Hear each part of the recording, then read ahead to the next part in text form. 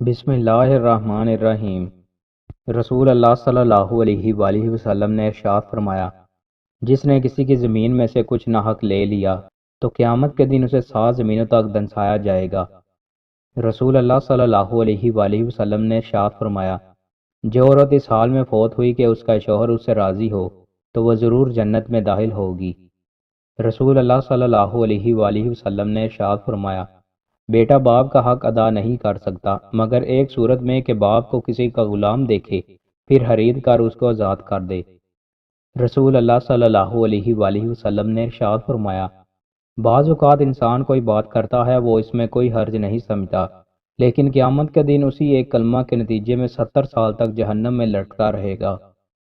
رسول اللہ صلی اللہ علیہ وآلہ وسلم نے ارشاد فرمایا، اللہ فرماتا ہے میرا بندہ جتنا میرے عائد کردہ فرض کی ادائیگی کر کے میرے قریب ہوتا ہے کسی اور چیز سے نہیں ہوتا۔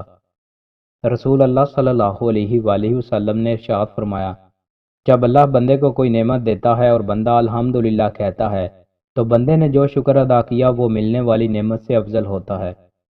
رسول اللہ صلی اللہ علیہ وآلہ وسلم نے ارشاد فرمایا، قرض کے سوا شہید کے تمام گناہ معاف کر دیے جاتے ہیں۔ رسول اللہ صلی اللہ علیہ وآلہ وسلم نے ارشاد فرمایا، اگلی صف کو پورا کرو پھر اس کو جو اس کے بعد ہے، پس جو کمی ہو وہ آخری صف میں ہونی چاہیے۔ رسول اللہ صلی اللہ علیہ وآلہ وسلم نے ارشاد فرمایا، 3 آدمی جتنا بھی کھا لیں ان سے کوئی حساب نہ ہوگا بشرطے کہ کھانا حلال ہو۔ نمبر 1، روزہ دار افطار کے وقت۔ نمبر 2، سحری کھانے والا۔ نمبر 3، مجاہد جو اللہ پاک کے راستے میں سرحد اسلام کی حفاظت کرے۔